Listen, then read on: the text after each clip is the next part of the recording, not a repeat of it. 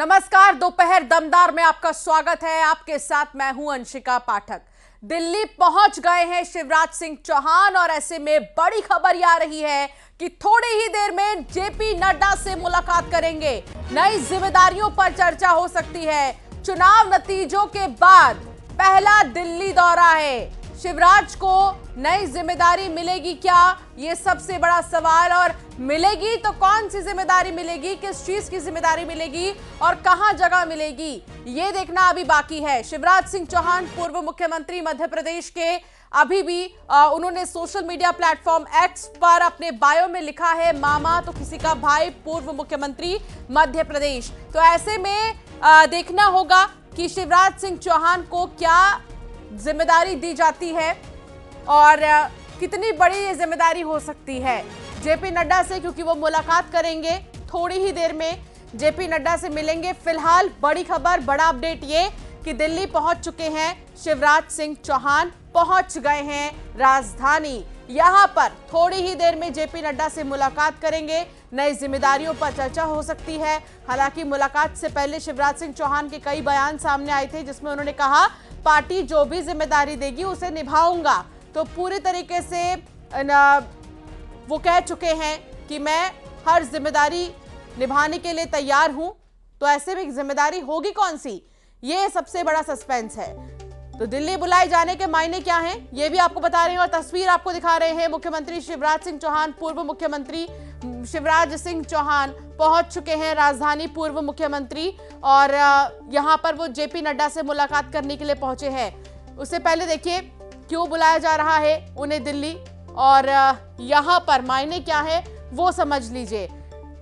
शिवराज की नाराजगी दूर करने की क्या कोशिश होगी, मायनों में अगर हम देखें तो नई जिम्मेदारी मिलने की संभावना जताई जा रही है। शिवराज बड़े जनाधार वाले नेता हैं, तो ऐसे में 2024 में भी इनका बड़ा रोल हो सकता है। शिवराज की नाराजगी दूर करने की भी कोशिश हो सकती है। विनीत कुमार सहयोगी साथ जुड़ गए हैं। विनीत, शिवराज सिंह चौहान पहुंच गए हैं दिल्ली, लेकिन अभी मुलाकात बाकी है।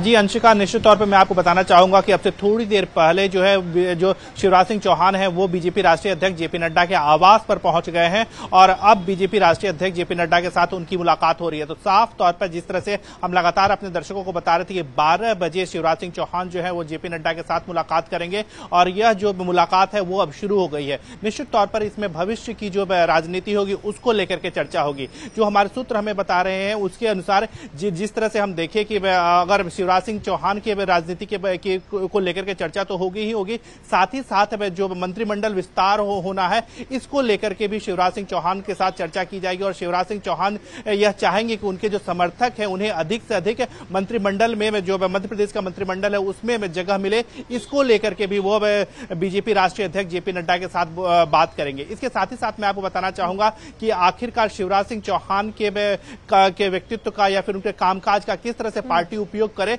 इसको लेकर के भी यहां पर चर्चा जो है वो हो सकती है। अगर हम बात करें 2018 में जिस तरह से बीजेपी में जो है वो मध्य प्रदेश, छत्तीसगढ़ और राजस्थान में चुनाव हार गई थी और उसके बाद चाहे शिवराज सिंह चौहान हो, रमन सिंह हो, वसुंधरा राजे सिंधिया हो, उन्हें जो है पार्टी का राष्ट्रीय उपाध्यक्ष बनाया गया था। तो निश्चित तौर पर यहां पर भी जब अब जो है क्या उन्हें संगठन में लाया जाए, यह देखने वाली बात होगी कि उनका जो अनुभव है, उनकी जो कार्य की क्षमता है उसका पार्टी किस तरह से प्रयोग करती है, किस तरह से उपयोग करती है। क्या पार्टी उन्हें संगठन में जगह देती है किसी पे, क्योंकि अगर हम देखें 2024 का जो लोकसभा चुनाव है वो चुनाव होना अभी अब से कुछ ही दिन बाद जो है 2024 का लोकसभा। शिवराज सिंह चौहान के दिल्ली पहुंचने पर ऐसा लगता है विनीत कि इस इंतजार में थे शिवराज की मुझे बुलावा आए, ना कि मैं खुद बोलूं कि मुझे बुलाया जाए, क्योंकि उन्होंने इससे पहले कहा कि मैं दिल्ली नहीं जाऊंगा। मुहावरा उन्होंने कहा कि जस की तस धर दीन ही चदरिया। फिर उन्होंने कहा कि मुझे कोई जिम्मेदारी मिलेगी तो मैं वो जरूर निभाऊंगा, मिलेगी तो निभाऊंगा। अभी हालांकि आपने कहा कि बैठक की शुरुआत हो चुकी है और उनकी मुलाकात शुरू हो चुकी है, जेपी नड्डा और शिवराज सिंह चौहान बातचीत कर रहे हैं। तो ये जो पूरा, एक तो सबसे बड़ी बात है कि बड़े जनाधार वाले नेता हैं शिवराज सिंह चौहान, तो बीजेपी किसी भी मूड में नहीं होगी शिवराज सिंह चौहान को नाराज रखने की। इसीलिए भी क्या ये मुलाकात अहम हो सकती है, 2024 की भी नजर होगी। जी निश्चित तौर पर यह जो मुलाकात है वो 2024 को लेकर काफी महत्वपूर्ण हो जाता है, क्योंकि अब यह बात सामने आ रही है, क्योंकि हो सकता है कि शिवराज सिंह चौहान जो है पहले भी जो मध्य प्रदेश के विदिशा में से वो सांसद रहे हैं, तो हो सकता है कि वो उन्हें पार्टी जो है वो 2024 में विदिशा से चुनाव लड़वाए और उसके बाद उनकी जो भूमिका होगी वो केंद्र में भूमिका हो सकती है। इसके साथ ही साथ चूंकि उनका अनुभव जो है वो संगठन में भी काफी रहा है, जैसा कि वो पार्टी के पहले उपाध्यक्ष थे, इसके साथ ही साथ युवा मोर्चा में भी उनका अनुभव रहा है, तो निश्चित तौर पर जो आगामी 2024 का लोकसभा चुनाव है उसमें उनके अनुभव का उपयोग जो है वो पार्टी कर सकती है और उन्हें किसी राज्य का प्रभार जो है वो दिया जा सकता है। तो बहुत संभव है कि 2024 के लोकसभा चुनाव में उन्हें किसी राज्य का प्रभार जो है वो दिया जा सकता है, पार्टी में संगठन में उन्हें बड़ी जिम्मेदारी दी जा सकती है। और इसी को लेकर के यहां पर चर्चा जो है वो बीजेपी राष्ट्रीय अध्यक्ष जेपी नड्डा के साथ शिवराज सिंह चौहान की चर्चा जो है वो हो रही है। मंत्रिमंडल का जिक्र भी आपने इससे पहले किया था, तो विनीत, जब मंत्रिमंडल को लेकर चर्चा हो रही थी, मोहन यादव यहां पर पहुंचे थे, डिप्टी सीएम भी यहां पर पहुंचे थे, मंत्रिमंडल के कुछ नेताओं को लेकर मध्य प्रदेश की चर्चा हुई थी और कुछ नामों पर मुहर भी लगी, उसमें शिवराज सिंह चौहान मौजूद नहीं थे। तो अब शिवराज सिंह चौहान जब यहां पहुंचे हैं, तो क्या मंत्रिमंडल में और भी नेताओं के चेहरे पर इनसे विचार विमर्श किया जाएगा? जी निश्चित तौर पर यहां पर शिवराज सिंह चौहान की भी कोशिश रहेगी कि जो मंत्रिमंडल का मध्य प्रदेश में विस्तार होना बाकी है उसमें उनके अधिक से अधिक जो समर्थक हैं उन्हें जगह मिले, और इसकी कवायद जो है वो यहां पर शिवराज सिंह चौहान जो है वो कर सकते हैं। इसके साथ ही साथ मैं आपको बताना चाहूंगा कि जो मध्य प्रदेश के पूर्व के मुख्यमंत्री हैं उन्होंने बीजेपी राष्ट्रीय अध्यक्ष जेपी नड्डा के साथ मुलाकात की है, केंद्रीय गृह मंत्री के साथ मुलाकात की है, तो उन्होंने अपनी बात जो है वो यहां पर रख दी है। अब यह माना जा रहा है कि 22 और 23 दिसंबर को पार्टी पदाधिकारियों की जो बैठक होनी है उसमें भी इसको लेकर के चर्चा जो होगी वो होगी, और उसके बाद यह माना जा रहा है कि मंत्रिमंडल का जो मध्य प्रदेश मंत्रिमंडल का जो विस्तार है वो होना बाकी है। तो निश्चित तौर पर इसको लेकर के भी यहां पर शिवराज सिंह चौहान से उनकी राय जो है वो पूछी जा रही है, और साथ ही साथ शिवराज सिंह चौहान जो है वो भी अपनी राय रखेंगे कि किन व्यक्तियों को या फिर उनके किन समर्थकों को मंत्रिमंडल में स्थान दिया जाए, और वो चाहेंगे कि अधिक से अधिक जो उनके समर्थक है उन्हें मंत्रिमंडल में स्थान दिया जाए, और साथ ही साथ उन्हें जो विभाग मिले वो उतने दमदार विभाग मिले जिससे वो प्रभावशाली ढंग से अपने काम को भी रख सके। तो निश्चित तौर पर मंत्रिमंडल विस्तार को लेकर के भी यहां पर जेपी नड्डा के साथ वो मुलाकात कर रहे हैं और उसमें चर्चा जो है वो करेंगे। एक बड़ी बात यहां पर मैं आपको बताना चाहूंगा कि मंत्रिमंडल विस्तार को लेकर के जैसा कि हमने देखा कि मध्य प्रदेश के मुख्यमंत्री ने बीजेपी राष्ट्रीय अध्यक्ष जेपी नड्डा के साथ मुलाकात की, चर्चा की। अब यह माना जा रहा है कि 22 और 23 दिसंबर को बीजेपी राष्ट्रीय पार्टी पदाधिकारियों की जो बैठक है उसके बाद मंत्रिमंडल का विस्तार जो है वो हो सकता है। तो इससे पहले शिवराज सिंह चौहान का बीजेपी राष्ट्रीय अध्यक्ष जेपी नड्डा के साथ मिलना काफी महत्वपूर्ण में हो जाता है। मंत्रिमंडल विस्तार को लेकर के उनकी राय भी यहां पर ली जा सकती है। जी अंशिका, 2023 के विधानसभा चुनावों में विनीत, हमने देखा कि लाडली बहना योजना जिसने बहुत ज्यादा असर दिखाया, और वाकई में बहुत सारी ऐसी महिलाएं हैं जो इस योजना से प्रभावित हुई। इस योजना की वजह से महिलाओं की भागीदारी ज्यादा रही वोट डालने में भी, और एक स्टडी भी ये कहती है कि लाडली बहना योजना भी एक बहुत बड़ा मुद्दा रही है चुनावों में। अगर लाडली बहना योजना को 2024 में नहीं लेकर जाया जाता तो कहीं ना कहीं बीजेपी को लॉस का सामना करना पड़ेगा, और उसके लिए शिवराज सिंह चौहान को सामने खड़ा करना पड़ेगा। तो ये पूरी जो समीकरण है इसको बीजेपी ध्यान में जरूर रखेगी। विनीत, जी निश्चित तौर पर मैं आपको बताना चाहूंगा कि जिस तरह से लाडली योजना को जिस तरह से लगातार कहा जा रहा है कि उसका फायदा जो है वो 2023 के चुनाव में हुआ, लेकिन इसके साथ ही साथ अगर हम देखें जिस तरह से प्रधानमंत्री नरेंद्र मोदी लगातार यह कहते रहे कि महिलाओं को लेकर के उनकी सरकार जो है वो लगातार प्रतिबद्ध है। वो विभिन्न योजनाओं की बात करते हैं, चाहे जनधन की बात करें उसमें महिलाओं को विशेष योगदान था, चाहे वो उज्ज्वला की बात करें, चाहे कोविड के समय हमने देखा कि महिलाओं को जिस तरह से डीबीटी दिया गया। तो साफ तौर पर प्रधानमंत्री नरेंद्र मोदी का कहना है कि जो विभिन्न योजनाएं हैं उनकी सरकार की उसका फायदा जो है वो महिलाओं को होता है। एक बड़ी बात यहां पर मैं आपको बताना चाहूंगा कि जैसा कि जब 2023 में जब चुनाव बीजेपी ने जीता तब उस समय प्रधानमंत्री नरेंद्र मोदी ने जब पार्टी राष्ट्रीय कार्यालय में उनका साफ तौर पर कहना था कि वो जिन जातियों की बात करते हैं, उन्होंने विपक्ष पर आरोप लगाया था कि वो विभिन्न जातियों के माध्यम से देश को बांटने की कोशिश कर रहे हैं, लेकिन जो जाति प्रधानमंत्री नरेंद्र मोदी के लिए थी उन्होंने 4 जातियों की बात की थी, जिसमें उन्होंने महिलाओं की बात की थी, युवाओं की बात की थी, गरीबों की बात की थी। तो साफ तौर पर उनका यह कहना है कि जो एक महत्वपूर्ण जाति जो लगातार वो कहते रहे, उसमें महिलाओं की बात है। बिल्कुल, उसमें किसानों को भी शामिल किया गया था। विनीत, बहुत शुक्रिया जानकारी साझा करने के लिए और विस्तार से बताने के लिए कि मायने क्या हो सकते हैं। लेकिन सबसे बड़ा अपडेट यह है कि मुलाकात शुरू हो चुकी है। जेपी नड्डा और शिवराज सिंह चौहान की मुलाकात शुरू हो चुकी है।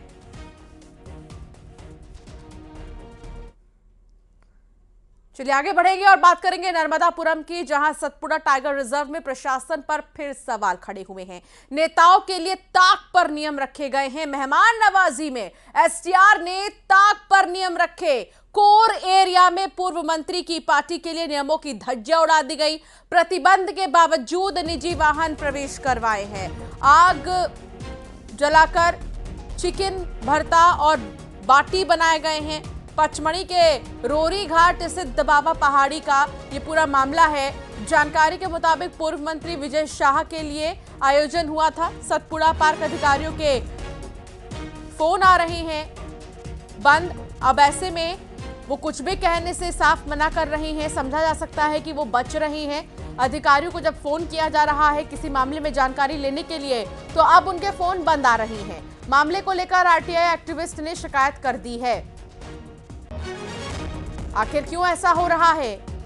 नेताओं के लिए क्या कोई नियम नहीं है? अगर नेता हैं, कोई आयोजन है, तो उनको भी नियमों का पालन करना चाहिए। प्रतिबंधित जगह के पास जाकर किसी भी तरह का आयोजन करना कहां तक जायज है? और ऐसे में अधिकारी से बात करने की जब कोशिश की जा रही है तो उनके फोन बंद आ रहे हैं।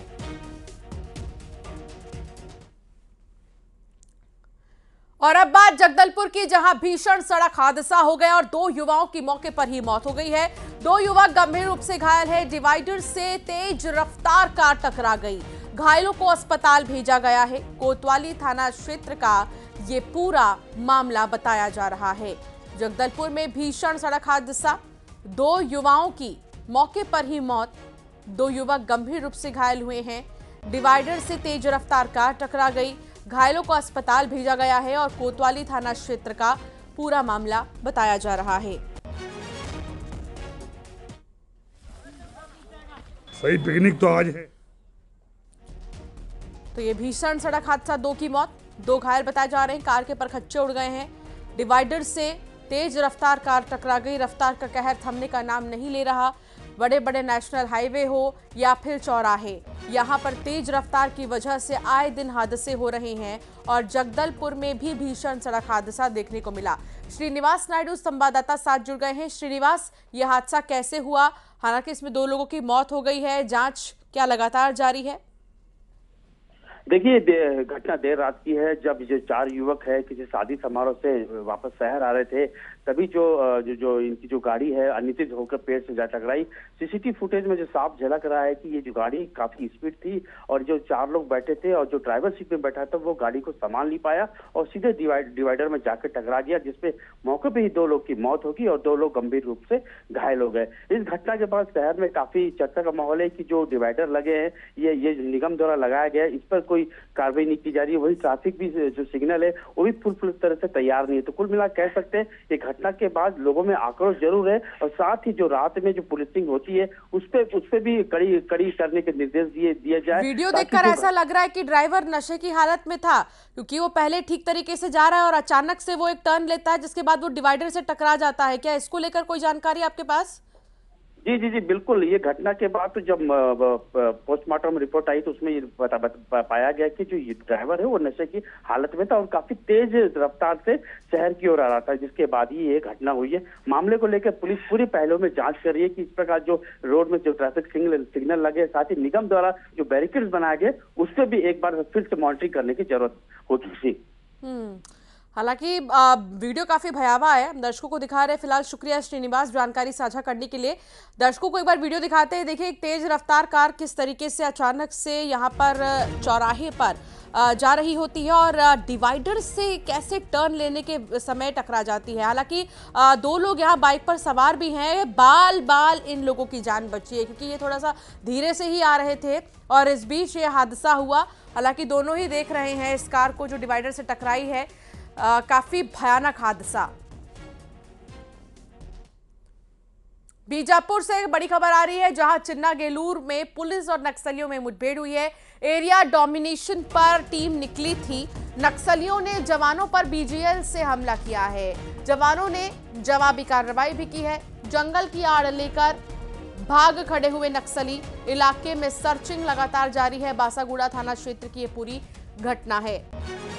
सर्चिंग लगातार जारी है, सर्च ऑपरेशन चल रहा है अभी भी।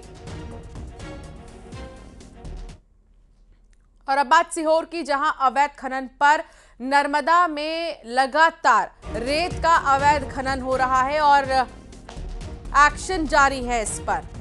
रात में धड़ल्ले से अवैध खनन का काम चल रहा है। प्रशासन की लापरवाही इस मामले में सामने आई है। जेसीबी जब्त कर खानापूर्ति की गई है। सिर्फ जेसीबी को जब्त किया गया है, ना कि पूरी तरीके से इस मामले में एक्शन लिया गया है। खानापूर्ति की जा रही है कि हमने एक्शन तो ले लिया है, जेसीबी जब्त कर ली है, लेकिन ये कौन लोग हैं और मालिक कौन है, कहां से जो है रेत निकालने के ऑर्डर आए थे, कहां ले जाया जा रहा था, ये तमाम चीजें अब तक नहीं पता चल पाई हैं। महज खानापूर्ति की जा रही है। जेसीबी जब्त किया गया है। देखिए आप, जेसीबी को जब्त किया गया है, लेकिन जो रेत भरकर पूरा ट्रक जा रहा था उसका पता अभी तक नहीं लगा पाया गया।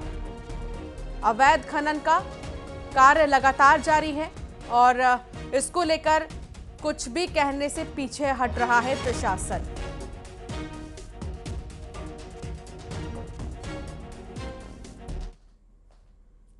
और सिवनी में कोबरा मिलने से हड़कंप मच गया है। स्कूल में 6 फीट लंबा कोबरा निकला है। सांप को देखकर हड़कंप मच गया है। 12 पत्थर स्थित कन्या छात्रावास परिसर का यह पूरा मामला।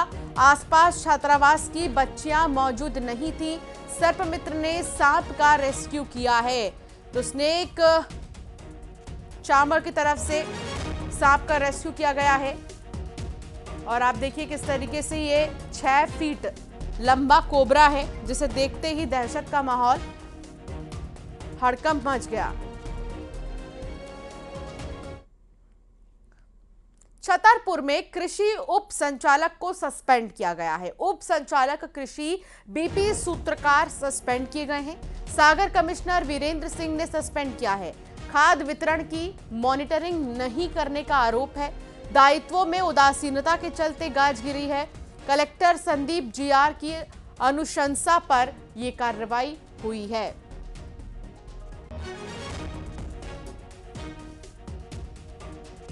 छतरपुर में एक्शन लिया गया है। उप संचालक बीपी सूत्रकार को सस्पेंड कर दिया गया है। लापरवाही की वजह से गाज गिरी है।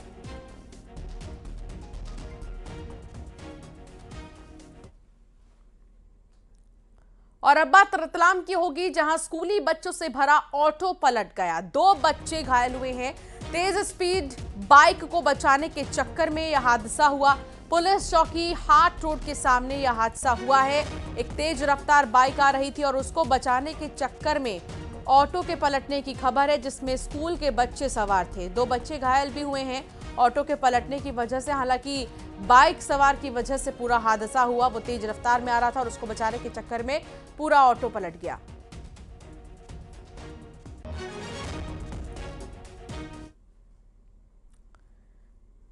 टीकमगढ़ में युवती ने ठगी का अनोखा तरीका निकाला।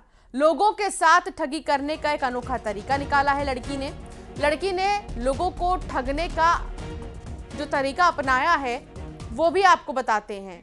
युवती दुकानदारों के साथ ठगी करती थी। दुकानदार के पास फर्जी पार्सल रखकर दुकानदार से रुपए लेकर फरार हो जाती थी। पुलिस के सामने ही युवती भाग गई।